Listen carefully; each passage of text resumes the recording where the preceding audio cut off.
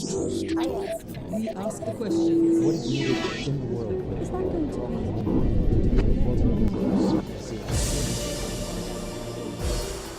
be? In less than a month, another monumental step in the Egyptian revolution, the election of a president. After months of uncertainty, the final list of candidates has been announced, but who will win? Not only the Egyptian people, but the entire Middle East and the world beyond is taking stock and closely evaluating those in the race. What are their priorities domestically? How do they view the role of religion? And what will happen to Egypt's relationship with the United States and Israel? Today on Talk to Al Jazeera, we put those questions to one of the leading candidates, a former member of the Muslim Brotherhood, but now running as an independent, Abdel Moneim Aboul Fotouh. Abdel Moneim Aboul Fotouh, thank you very much indeed for talking to us. Firstly, who do you see as your constituency? Who do you think is going to vote for you? Since we began our campaign, we've been banking on and targeting the mainstream Egyptian voter. The mainstream Egyptian voter does not belong to any specific political party or movement, and that's the reality for the majority of the Egyptian people. Their main loyalty and allegiance is to Egypt, and they want a strong and independent country and are looking for a president who represents all Egyptians. That is what encouraged me to nominate myself as an independent candidate who does not represent any political party. My allegiance is to the Egyptian people and to everything Egypt stands for in terms of independent sovereignty, Egypt's Arab identity, Egypt's Islamic identity, Egypt's relationship with Africa and with the world and humanity at large. These are the main ideals that the people hold, and they are what they want implemented through a nationalist development programme following the January the 25th revolution. So you're not focusing on any group, a religious group or a political group. You are focusing on people as a whole. بالطبع أنني أعتمد كتصويت على عموم المصريين. Naturally, I'm indeed depending on the average Egyptian. Having said that, my belief and pride in moderate political Islam means I expect to gain support from Islamist voters as well as the average Egyptian whose support I'm relying on. Also, my good relationships with the socialists, the liberals and all sections of Egyptian society makes me expect to gain votes from them too. Based on this, I think it's fair to say that there's really only one candidate who truly represents all sections of Egyptian society, and that candidate is indeed Abdel Moneim Aboul Fotouh, myself. I hope I can live up to these expectations and that I'm able to represent the people and stay true to the trust they've put in me, because truly I do feel their trust and support when I'm out campaigning and touring the country. Now, in terms of the organisational structure I'm depending on to get elected, the number of people working on my campaign across Egypt has now reached over 100,000. They include volunteers from all walks of life and all political backgrounds: Islamists, socialists, Christians, liberals, Salafists, members of the Muslim Brotherhood. All of them represent the nationalist project. From the beginning, we announced that ours is an ongoing project that is not only tied to the presidential election. We intend to continue working towards implementing our nationalist project of development. What sort of constitution would you like to see? I'm in favour of a mixed political system. Following the revolution, Egypt is not suited for a pure presidential system because that could lead to another oppressive, pharaoh-like leader. And at the same time, a pure parliamentary system is not suitable either because the political parties here are not yet strong enough to properly compete with each other.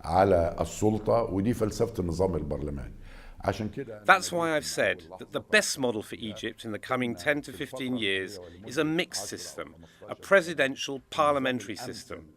And this is what most people are expecting to be included in the new constitution, because most Egyptians are in favour of this mixed system, as are most of the presidential candidates.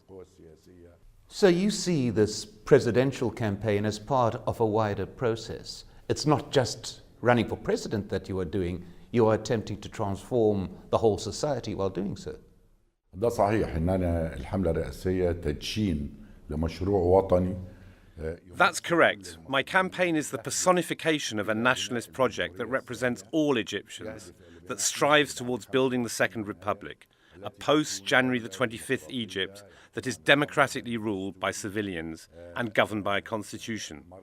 A state that draws its legitimacy from the Egyptian people, whose main identity derives from a deep-rooted Islamic civilization, where everyone, Egyptians and other Arabs, Muslims and Christians, have played a role throughout history. وبالتالي نحن نريد أن نقيم دولة ديمقراطية ناهضة. Based on this, we want to build a democratic, resurging nation, one that is technologically, intellectually and economically advanced. We want to build a strong national army which depends on itself in terms of arming and training in order to safeguard and defend this Egyptian renaissance. We want to build a nation and state that reaches out to all of humanity, East and West, to Africa, the Arab and Muslim world. We are open to the entire world. Egypt has a great and ancient history and can never live in isolation. In fact, it's Egypt's duty towards humanity, because of our great civilization, to reach out to other cultures and work together for the sake of development, human rights, and all the noble ideals of humanity. We'll get back to the point about Egyptian foreign policy and its place in the world a little bit later. But before then, there is still no new constitution in this country. There's a possibility that you could be elected as president without any constitutional definition of what you are doing. Do you see this as a problem? Do you see this as an issue? Or would you rather see more time taken to draw up a constitution? أنا يعني لا أرى أن هناك إشكالية في انتخابات الرئاسة.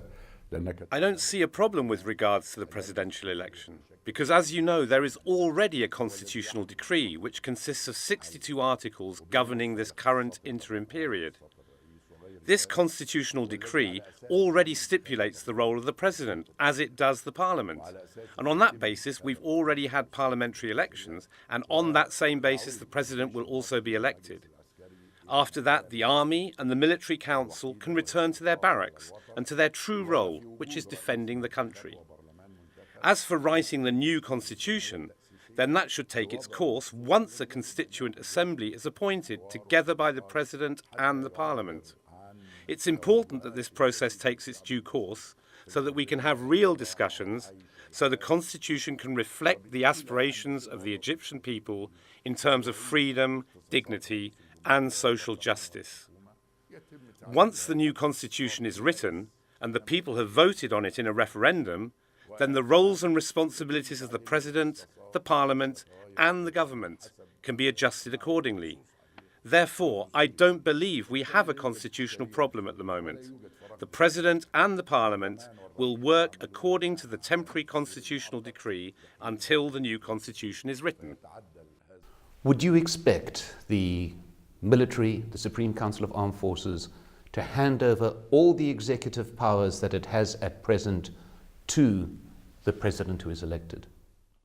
أنا لا أتصور أن المجلس العسكري أو الجيش ليس أمامه أي شيء. I don't believe that the Supreme Council of Armed Forces, that is the SCAF, or the army have any option but to return to their barracks and hand over power to the elected president. The SCAF and Field Marshal Tantawi have already announced that they will, because they know very well that the Egyptian army is a professional one, which has no role to play in politics, and whose duty it is to safeguard and protect our borders. As for the Egyptian people, following their revolution and their continued call for change, they will not settle for anything less than a civilian president elected in democratic elections. And they will not allow the military to remain in power for a single day after June the 30th. This is accepted by the SCAF, and it has already been decreed by the Egyptian people, whose will supersedes everything. I want to take you back to your student days, way back in the 1970s, when you were head of the student union at university. You confronted Anwar Sadat. It's a documented occasion. You challenged him. You accused those around him of being hypocrites. You challenged him on his abrogation of religious freedoms. Did that set the course for you? لم يكن هذا بداية الطريق. أنا بدأت طريق العمل العام والسياسي في أواخر. That wasn't the beginning of my journey. I started my political life in the late 1960s and early 70s, and this incident with Sadat, may God rest his soul, took place in February 1977, and then I had already been politically active in the youth, student and Islamist movements for over 8 years. That incident with Sadat reflected my position in terms of calling for freedoms, be it freedom of expression or freedom to preach, freedoms which Sadat suppressed at the time through the banning of a Muslim icon and scholar, Muhammad Ghazali, who was a preacher of moderate Islam and who was loved by the Egyptian people then and is still loved by them now. That was one of the reasons, amongst others, why I confronted Sadat. كان سبب أحد أسباب الصدام مع السادات. Also, despite the limited freedoms that were afforded at the time, Sadat did not understand that power belonged to the people and that the President of Egypt worked for the people. Instead, during that time, and to a much greater extent after that, the President believed that the people worked for him. The Egyptian people have a great sense of self-determination, and politicians, Parliament and the President work for them and not the other way round. Throughout the times, throughout decades, you were a driving force in the Muslim Brotherhood. It was your whole political and religious home. You chose to part ways on the face of it over a dispute about whether or not you should stand for president at the time that the organization said it would not have a candidate. But was it sparked by this incident, or is your parting from the Muslim Brotherhood something that took a period of time? الحقيقة تصحيح للمعلومات أن كان بيتي السياسي هو كل مصر. Allow me to correct you. My true political home has always been Egypt. My work with the Muslim Brotherhood was a means towards serving my country, as was my work with other organizations like the unions and syndicates. التواصل مع الأحزاب أو مع الوسط السياسي العام. However, there are two important issues behind my disagreement with the Muslim Brotherhood, aside from my presidential nomination. And they are very important.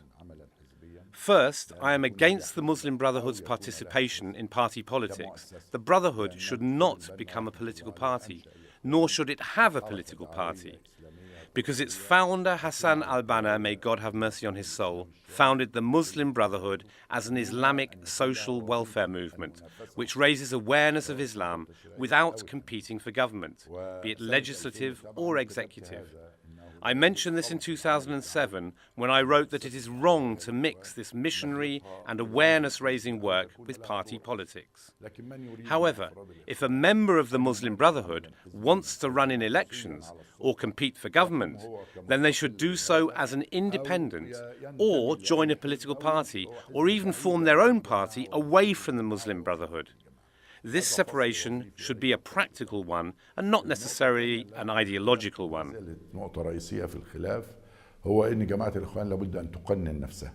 لا يمكن أن تستمر بعد الثورة في وضع غير قانوني. The second reason for my disagreement with the Brotherhood is my belief that the Muslim Brotherhood must legalize itself. Following the revolution, it cannot continue to work outside the law. It must seek a legal permit or license to operate and be transparent in terms of its structure, administration and finance, especially because I know very well that none of the Muslim Brotherhood's goals nor their practices are illegitimate. In fact, their aims and their methods are very much legitimate, and that's why there is no justification for the Brotherhood's status to remain outside the law. These two issues remain a divisive point between me and the Muslim Brotherhood. Aside from that, there are some ideological differences which I've had with the Brotherhood's leaders over the years. But I think that is a positive aspect of the movement, the fact that its leaders can disagree. As for my presidential nomination, this arose from my beliefs and principles. How can I say in 2007 that political participation must happen away from the Muslim Brotherhood, then nominate myself as the Brotherhood's candidate for president in 2011. That's why, when I decided to run for office, I decided to do so as an independent and decided to resign from the Brotherhood. This is the truth, regardless of the rumours that have circulated since my nomination. I do not want the Muslim Brotherhood to have a candidate, and when they initially said that they would not field one, I was happy. However, when the leadership of the Brotherhood reversed this decision and reneged on their credibility and promises by nominating a candidate for the presidency, it became clear to me that those differences between us remained. That said, I wish all the other candidates the best of luck, and I am sure that this election will take place in a civilized and clean manner. Let's move to your specific agenda in this presidential race. You state that you want a civic state on an Islamic basis. What precisely does that mean? دولة مدنية الإسلام لا يعرف بداية الدولة الدينية ولا يوجد. First, Islam does not recognize a theocratic state. There has never been a theocratic state in the history of Sunni Islam. What I mean by this is a state run by a ruler chosen by God who governs by divine decrees away from the will of the people who can only obey their ruler. This idea is alien to Islam. In fact, in Islamic thought, the state is a civilian state, meaning the government or ruler is elected by the people, who are also capable of removing him and calling him to account, meaning the legislative bodies which introduce laws, the parliament must be elected by the people, that these laws are monitored by the constitutional court, which rules according to the constitution. A civilian state, according to Islamic thought, must have a constitution written by the people which defines the roles and responsibilities of all authoritative bodies. This is the understanding of a civilian state based on Islamic thought and ideology. يلزم كافة هيئات الدولة وسلطاتها. You can call this a modern state, a civilian state, or a democratic state. This modern state is in harmony with Islamic thought because Sunni Islam has never recognized a theocratic state. What does that mean, though, to those who people might see as minorities? The Christians, for example, the people who have no religion, the atheists. What does your view of state mean to those people who are not Muslims within a state that is Muslim? لما نقول إن دولة عربية لا يعني إن كل من. If we were to say an Arab state, it doesn't necessarily mean that all its citizens are Arabs. Similarly, with a Muslim country, it doesn't mean that all its citizens are Muslim. Or if you were to say a Christian country, it doesn't mean all its citizens are Christians. If that were the case, then it would be a racist state.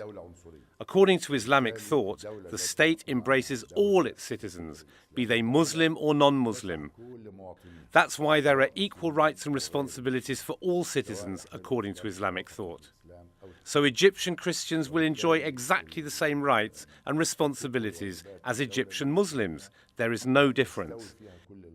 Islam does not discriminate based on gender, religion, colour, and the new constitution must not either.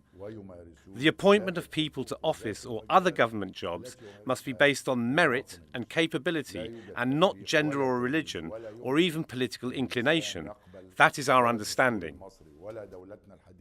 Let's just briefly move to the question of international affairs. If you are president, you'd be directing the affairs of this country. Who do you think is Egypt's natural allies in the world? أنا قلت إن إحنا مصر كدولة عريقة دولة محورية في العالم كله يجب أن. Because Egypt is a strategic country, it's important that we open up to the entire world.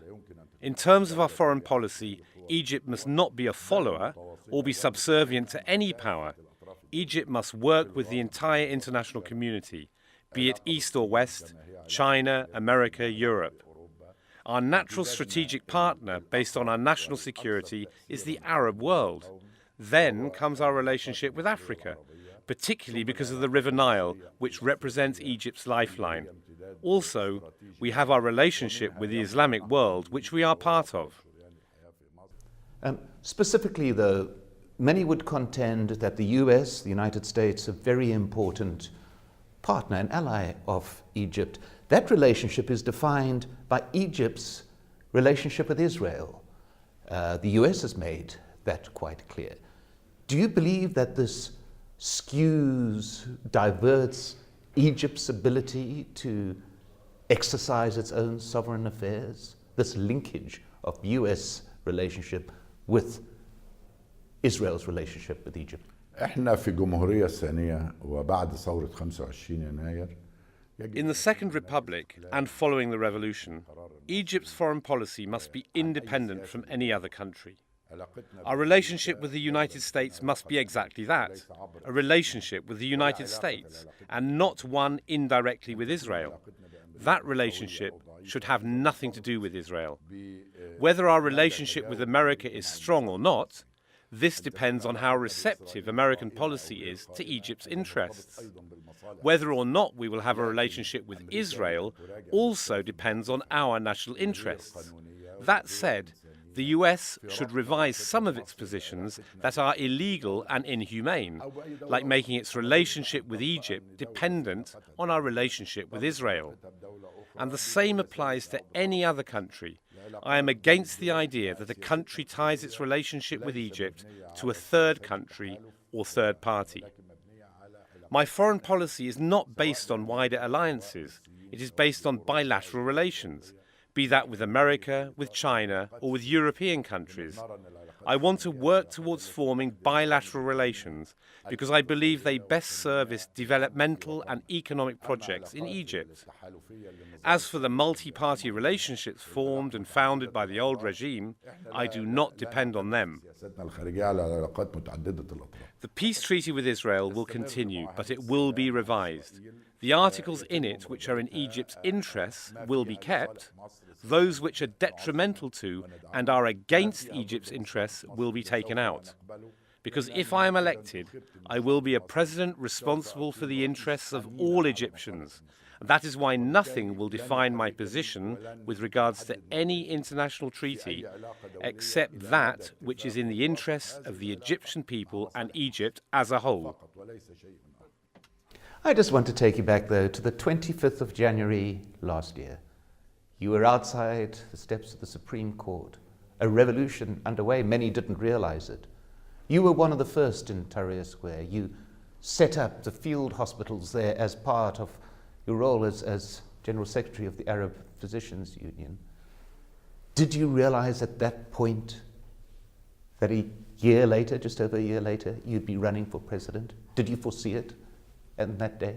احنا حينما قامت الثورة كان يسيطر علينا جميعا هو اسقاط النظام الفاسد المستبد. When the revolution started, the only thing on our minds was the removal of the corrupt and oppressive regime, which unfortunately was being protected by foreign countries, despite their belief that the regime was indeed corrupt and oppressive. كان طبيعي أن نفكر كيف سيضاعف. This is what preoccupied me and nothing else. When the regime fell, it was only natural to start thinking about how the country should be governed, and that's when many of the young and those who had been leading the revolution began searching for a president. ممكن أن يكون رئيسا لمصر وكثير منهم. Many of them approached me and persuaded me to nominate myself in order to serve my country. In conclusion, you were in prison many times, both under Sadat and under Mubarak. You told a court once that Egypt is more important to you than your freedom. Do you believe that what has happened justifies that position, justifies all those years in prison, all that suffering? Do you believe what is happening now is a good result of all of that? لا شك أن إسقاط النظام الفاسد والمستبد. There is no doubt that the toppling of Mubarak's oppressive and corrupt regime was a good thing. Not just the toppling of the individual Mubarak, but the regime which had insulted the honor of the Egyptian people, stolen their wealth, funneled Egypt's resources to foreign countries that do not serve our interests. Toppling this despised and ugly regime is a nationalist success which we as Egyptians are proud of. We are proud of the January the 25th revolution, which rose up against one of the worst, most corrupt, most oppressive regimes in the world. The fact that the people managed to topple the regime and continue their path towards democracy is something that brings me satisfaction. Abdel Moneim Aboul Fotouh, thank you very much for talking to Al Jazeera.